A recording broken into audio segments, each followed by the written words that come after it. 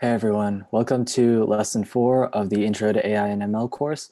Today we're going to be coding two projects in entirety. We're first going to be coding a complete neural network in only 10 lines of code. And then Ian is going to take you through a CNN where you're going to classify cats and dogs. So let's get started. So we've kind of hinted at this before, but today we're going to take everything we've learned, all the concepts and theory, and create and envision that in code and create an entire neural network based off of that. So we're going to use pretty simple data because our focus is going to be on the actual neural network, not on pre-processing data. And this data is already in a numerical format.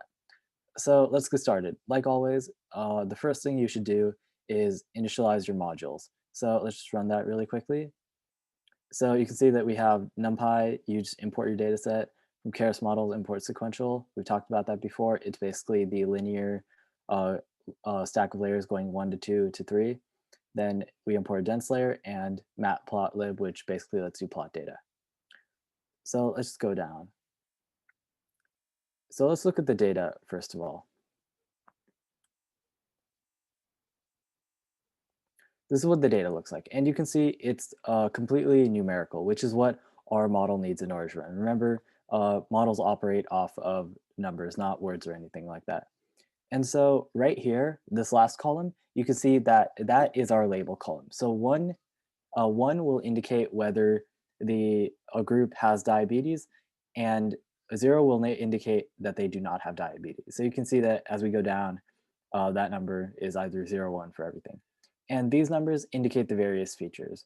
It doesn't matter what the features are right now because people have already pre-processed the data, but just know that these features are incredibly important to determining whether this number will be 0 or 1 in your predictions. So we need to import that data as raw data, and CSVs actually look just like this. If you take away all the fancy overlay, they're literally separated by commas, and we indicate that by this part delimiter equals comma, which means that's how you're separating them. Then we're going to split that into your input and your output variable. So like I just said, your features will be these from 0 to 8. So 0, 1, 2, 3, 4, 5, 6, 7, and we don't count the last one. And then your eighth column is the label. So we indicated that. So now we're just going to create our basic model. And like before, again, we're using the sequential model, which means the outputs from here gets passed to the next layer and so on. So we have 3 layers, which you can see. And the input dimension is 8, because remember, we have 8 features, which we just showed, from 0, 1, 2, 3, 4, 5, 6, and 7, which is 8 features since you start at 0. And then we use the activation function ReLU on that, which, as you can remember, is one of the most important and efficient activation functions. So we run that with 12 neurons, and then we pass the output from those 12 neurons to our second layer, which has 8 neurons. And then we pass that to our last layer, which has 1 neuron. And that 1 neuron will either be 0 or 1, depending on whether the person has diabetes or not. And with this part, model.summary, you can see what that will look like just in a code format right here. So then after we've defined our model and told the code what to look for, we're going to compile it. And compiling, this is what it looks like. Our loss function is binary cross entropy. Binary basically means that our function is either 0 or 1. There aren't any other labels. It's either true or false. Optimizer is Atom. We talked about optimizers last time, and Atom is one of the most efficient and widely used optimizers. And for metrics, which is what we're recording, we're looking at the accuracy of our function. So now we're actually going to train the function. And to do that, all we need to do is model.fit, which means we're fitting the model to the features that we have, which are x, y. The epochs is how many times we're going to run through our entire data set. And we've set that for 300. You fine tune this depending on what your data is like, but this is just a general thing. And then batch size indicates how many of these samples your model will look at one time. So a batch size of 10 means that your model will go through 10 of these at one time and just update all of these loss, accuracy, everything according to that. So let's just run that really quickly.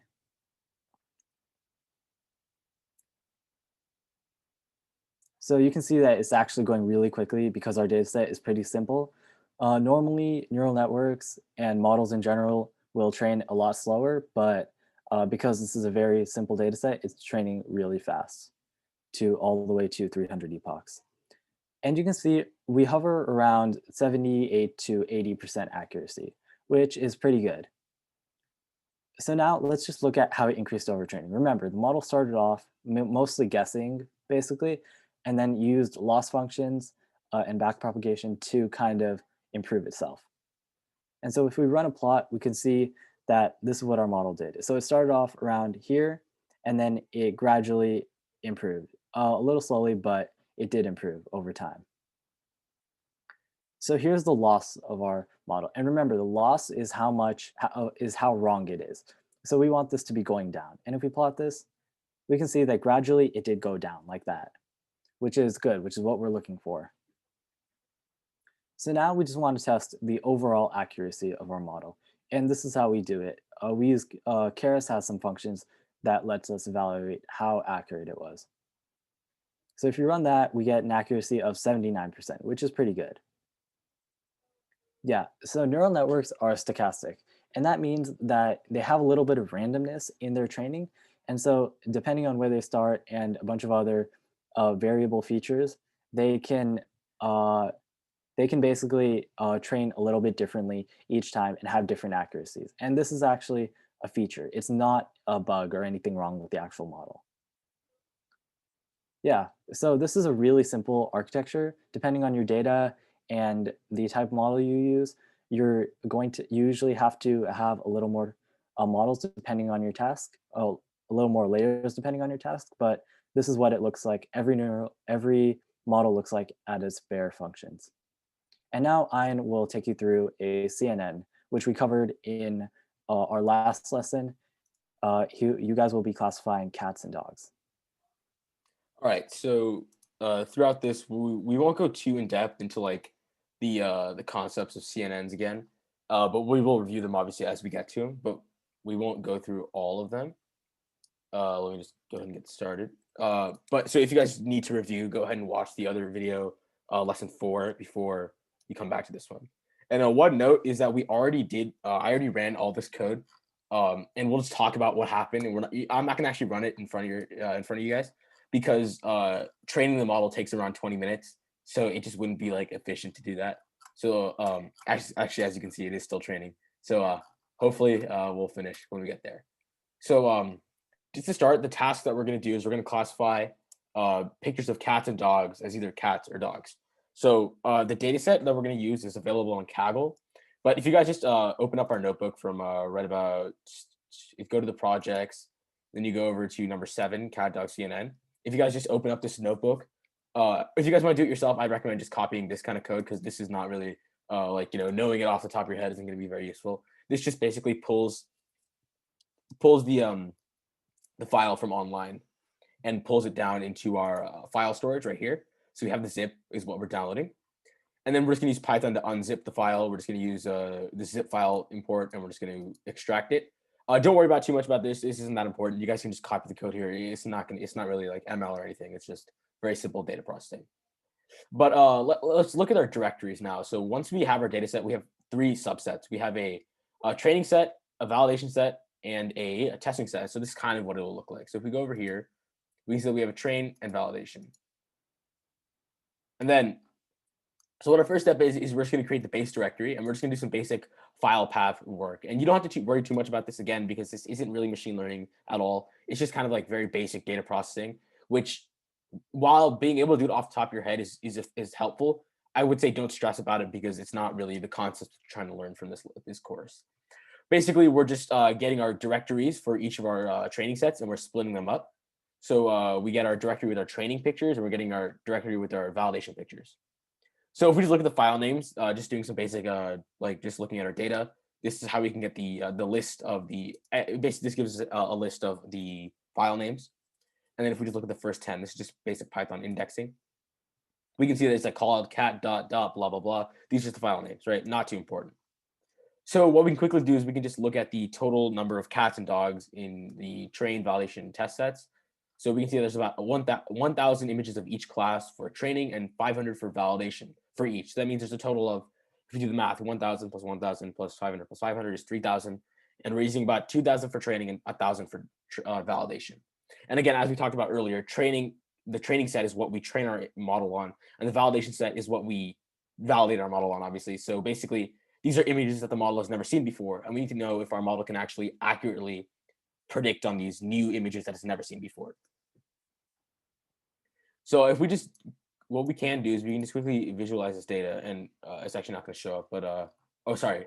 So right here, what we're going to do is we're just going to create a small like matplot graph with 4 columns, 4 rows, and then we're just going to go start with the index, and then once we get here, don't worry about too much about this. I'm not going to really go into depth of how to create this plot. It's not that important because it's just, the point is just to see how these images look.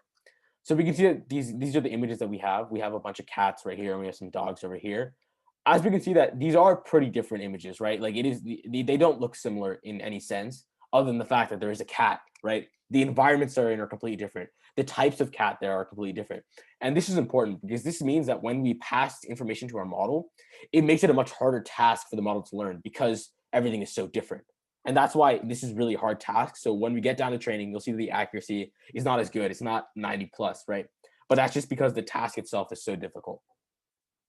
Like we can see that there's even a person in this one right here. This dog is standing up. It's a completely different size as well, right? So what we'll have to do is we'll actually have to resize these images, which we'll go into a little later. But now let's build our model, which is the important part of this, right? So we're just going to use TensorFlow and Keras. So we just do import TF, TensorFlow, import Keras. And from models, we're just going to import sequential models. And sequential models are basically just like the order of models, right?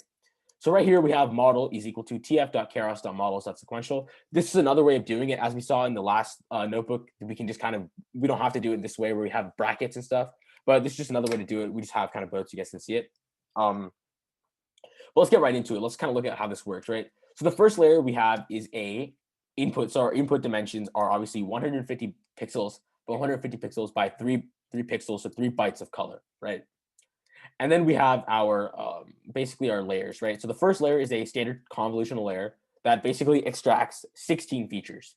So what this is going to do is it's going to take our 3-dimensional image, right? So our image is like, let's say 150 by 150 by 3. It's the depth is 3. This is 3 channels for the 3 colors, RGB. If you guys know anything about that, it's not that important, but basically all pictures have, any picture that's color has 3 dimensions, RGB, and that's how computers kind of process color. So basically we're extracting 16 features, right? And what we're doing is we're using kernel sizes of 3 by 3. So as you remember from the last lesson, right? We have our figure, which is about 150 by 150, and we have kernel sizes of 3 by 3. And what we're going to do is we're going to take a 3 by 3 and we're going to shift it over 3 by 3, 3 by 3, 3 by 3, and we're basically just going to extract these features by doing 3 by 3, 3 by 3, 3 by 3, blah blah blah blah blah blah blah blah blah, and we're going to get one smaller dimensional picture, which is basically has our relevant features that we're learning. But basically, we're going to do 16 features because this first parameter says we're going to do 16, right? So we're going to extract 16. We're going to go from 3 depth to 16. Then we're going to do some max pooling, and we're just going to do max pooling of 2 by 2. So basically, we're going to use 2 by 2 filters, and we're just going to max pool. And basically, it's going to shrink the dimension of our image, right? So it's going to shrink it about, if we do 2 by 2, we kind of shrink it down. We basically shrink each dimension by 2. And then we do it again, right? So now we have another convolutional layer. So as we talked about before, in standard most convolutional neural networks, we're basically going to have a convolutional layer, a pooling layer, and then repeat that sequence until we basically get to the last dense layers, which we'll see in a second. So basically we have our max pooling, right? And then after that, we do 2D convolutions. So what we're going to do is we're going to take 32 features. We're going to go from 16 features to 32. And we're also going to use a 3 by 3 filter size. So basically, we're going to take our next. So now that we shrunk it down using this, and we shrunk it down this way, and we made it thicker. Now we're just going to do it again. We're going to make it thicker because now we have more features, and we're going to shrink it down this way. And then we're going to do that, and then we're going to max pool again. So now we have 32 features, 3 by 3 kernels, and we basically max pool down to shrink it by 2. Then we do it again. Now we go up to 64 features, so we're doubling it each time.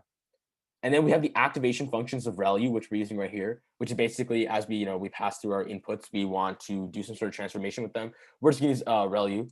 And it's just the reason we use ReLU is because it's a really common activation function that works pretty efficiently and effectively for most models. You don't have to really worry about all these other activation functions because it is a lot of math and it's not that important. You just know that using ReLU most of the time for any of your layers other than your last layer is going to work fine. And then what we're going to do after we max pool again, so now we've done 3 convolutions and 3 max pools. Now what we can do is we can flatten our input. So what that means is that, as we remember from the last one, right, we have basically a square and now it's going to be pretty thick. What we're going to do is we're just going to shrink it down into a one-dimensional vector. So it's just going to be one super long vector with all the numbers in it. And we're going to pass this through to the dense layer, right? And basically what this allows us to do is feed it through so we can actually classify, right? Because as we talked about, these are just feature extraction and learning the features. And then after that, we actually have to go in and feed it through fully connected layers so we can get a final output. So what we do here is basically we're going to flatten it, and then we're going to use tf.keras.layers.dense. We're going to use a dense layer with 512 nodes, which means that our dimensions, once we basically shrink it down, is going to be 512 pixels. And we're going to use the activation function of ReLU. And then lastly, once we're going to go down to a single node or a single neuron. So you might be thinking, hey, isn't this a binary classification task? We have cats and dogs. Shouldn't we go down to 2 nodes? And actually, one thing you'll learn that is it's not that important, but it's interesting actually, is that when we have binary classification, we don't actually always have to use 2 neurons. We can just use 1. And the reason this works is because it's just going to be a value of 0 to 1, right? It's going to fire at a certain value of 0 to 1. And what we know is that 0 is cats, right? And 1 is dogs. So what's really going to happen is, let's say, and if we use the sigmoid activation function, that basically gives us a probability of it being a dog, right? So what we see is that on a 0 to 1 scale, right, a 1 means dog and a 0 means cat. So let's say we get a 0.7 probability. We know the model is most likely saying that it's probably a dog because it's saying it's a dog because it's 70%, right? And 70% is above 50%, which means that we know that this is predicting it to be a dog. But let's say it was less than 50%. Let's say it was 20%. We get a 0.2 output. We know that this is going to be a cat, which is closer to 0 than it is to 1. And that's basically how we can use 1 neuron to get do a binary classification task. So hopefully you guys understood how this works. Just to summarize again, we have a convolutional layer, pooling layer, repeat that 3 times. Then we use some 2 dense layers to basically do the classification part of our algorithm. Now that we have all our features, we're going to flatten them and we're going to do classification. And then we can kind of see how this looks through summarizing, right? So since we do start 150 by 150, since we are using kernel to 3 by 3, we need to go down to 148 by 148. And we can see that we're getting about 16 features, right? Then we pass through the max pooling, and max pooling is basically going to shrink the dimensions by 2. So we have 72, 74. Then obviously, since we're using kernels of 3, we have to chop off the edges. We get 72, 72, 32. Then we max pool, we shrink it down again. Then we have to cut it down 64, 17 by 17. And then when we flatten it, what we can actually see is that 17 times 64 is 184, 18,496 pixels. So basically, in our 3-dimensional space, we have 17, 17, and 64. That's basically a total of 18,496 pixels. And then we can shrink that down to 512 and down to 1. And we can see the number of parameters. And these parameters, as we talked about, are the weights, the connections between each node. And the reason we have parameters here is that we basically have 448 connections this way. And then max pooling layers don't actually have any parameters because it's just shrinking it. We don't actually have to update any weights or anything. And then we know that connecting here to here is going to give us this many weights in between them. And then connecting here to here is just going to give us this many weights. And then lastly, connecting from here to here is going to give us so many parameters and so many weights. And then lastly, going from 512 to 1 is just 513, obviously. And then we're going to compile our model right here. So now that we have our model built, we need to compile it, right, to get ready for training. So we're going to train our model with binary cross-entropy loss. So as Viraj talked about, binary cross-entropy is a loss function used when we have a binary classification problem. And our final activation is a sigmoid. We're going to use a learning rate of 0.001. It's kind of arbitrary. It doesn't really matter that much if we're not really looking for super high accuracy, if we're just kind of trying to train a model. Sometimes if we're trying to make the best one, we'll do a couple of tests with different learning rates to see which one is the best. But 0.001 should be the best for now. It should be good enough. And then what we're going to do is the metrics that we want to look at is accuracy. So we want to focus on the accuracy of our model during training. So that's what we're going to do in the model.compile. So we're just going to import Atom, and we're going to use the Atom optimizer with the learning rate of 0.001. And so now this is basic image processing. You don't have to worry too much about this, but I'll just talk about what's going on right here. We're going to use this object called the image data generator, which is the TensorFlow way to basically process images. So what we're doing is we're going to scale them to a we're going to scale each pixel, the intensity of each pixel, basically the numerical value of the pixel when you pass, like when you take an image, when you pass it to computers, you guys have a numerical value for each pixel. That's like computer systems. We're not going to talk too much about that. Basically, we need to normalize it down to a scale of basically on a scale of zero. We just want to make it 0 to 1, and we divide it by 255 because computer memory is like 256 like bytes. And then we're going to do some data augmentation, which we don't have to worry about too much. Basically, what this does is it's going to rotate our images by 40 degrees, and this just kind of helps us, like get more out of our data. We'll talk about this more later. It's not that important right now. Basically, we're going to shift our height and width, width and height, and we're going to shear off a little bit so we can kind of shrink it down to a normal size of 150 by 150.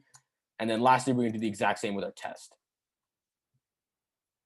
And then we're going to use our train generator. This generator is basically going to create a train directory, and we're going to use batch size of 32 because that just kind of is a good number to use. So that means we're going to pass in 32 images at the time. Class mode is binary, and then we have target size of 150 by 150. And we're going to do the exact same for the validation images. So again, don't worry too much about this. This is more data science than it is like machine learning. You don't have to really, there's no concepts that you really know about this. This is just something you have to know how to do. And since we obviously don't want to go spend so much time on all this stuff, we want to really focus on a crash course of machine learning and AI. We're not going to talk too much about this.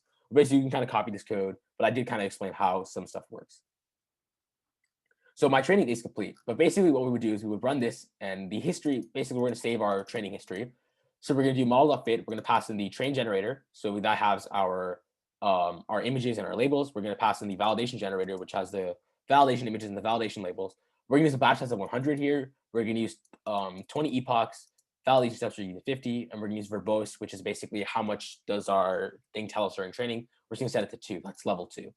So as we can see, each time we have our epoch 1 of 10, and we basically start off with an accuracy of 50%, validation accuracy of this, right? And then as we can see, as each epoch goes on, it takes around 50 seconds, 1 minute about for each one. We see that our loss is decreasing, right? And that's the goal. When you're training machine learning algorithms, you want to decrease the loss function, and that helps us update our parameters to be the best possible. And we can see, conversely, our accuracy is actually increasing as we continue training. And that makes sense, right? As we see more of the, as the model sees more of the data, and it like sees the data more often, right? It basically is able to learn the data much better. It's able to learn the features and the context and the underlying features of the image. And as it does that, it really learns how the data is. And obviously, as you know, when we do tasks as humans, we do tasks multiple times to get really accustomed to them and to get better at them. Similarly, as you guys would code this, you would probably want to do it multiple times. You'd probably want to create a few 4 to 5, maybe neural networks, 4 to 5 projects. And this helps you really get familiar and get much more efficient. And same thing for models, right? You have to give it the data many times. You have to give it many repetitions so that it can get better. And we can see that every time it is getting better because the accuracy is increasing. So lastly, what we're going to do is we're just going to kind of look at our, evaluate how our model did during training. So basically, we're going to extract the accuracy, val accuracy, loss, and the validation loss. So we got the 2 accuracies, the 2 loss. We're just going to set the x-axis, so our epochs, and we're going to basically plot the accuracy against the epochs. So we're going to see how our model is improving in accuracy as we increase the number of epochs, right? So let's only like kind of plot training accuracy. The other ones are kind of similar and aren't really that important. What we see right here is we see that when we finally plot it, just using matplot. Again, we're not going to talk too much about matplot because it's more of a data science thing, and you guys obviously can watch your like videos. There's lots of helpful videos online to learn more about matplot. Basically, we're just going to do a line plot of the epochs versus the accuracy, just training accuracy, standard accuracy. And what we can see is that as we increase the number of epochs, our training accuracy generally increases. We do see that it sometimes goes down, like right here, goes down a little bit right here, it goes down a little bit right here. But the general trend is that it's increasing. It goes from about 50% to 75% in just 20 epochs, which means that if we train more, we probably get much higher accuracy. And the reason our accuracy is not that good is that our model is not that complex, right? We don't have that many layers. We only have 3 layers. and that's why it's not as good. So if we wanted to add more layers and make this a much more advanced architecture, we'd probably get a much higher accuracy. And moreover, as we saw in the pictures, they're all very different, right? And that's one of the hindering factors as to why our model is not able to do as good, is because these pictures look so different and they're not standardized as well. Most data sets that you'll use in the real world are going to be standardized to some extent, because most data that when we train a model, we really want to have standardized data. So right now, obviously, this data isn't standardized. So that's why our accuracy might not be as high as you expected. But 75 is not bad for this kind of task, especially considering the situation. But yeah, that's basically it. I hope you guys learned a lot about convolutional neural networks and just normal neural networks. You guys saw the code example. We kind of looked at, we combined the concepts and the code in one lesson, and we did 2 tasks. We did that one with the other neural network, with the cats and dogs right here. So hopefully you guys were able to get a good understanding of how it works. You guys can always watch the video multiple times. All the code is on the GitHub and it's always linked in the description. You guys can check that out there. And hopefully you guys enjoyed, and we'll see you guys on our final lesson, lesson 6.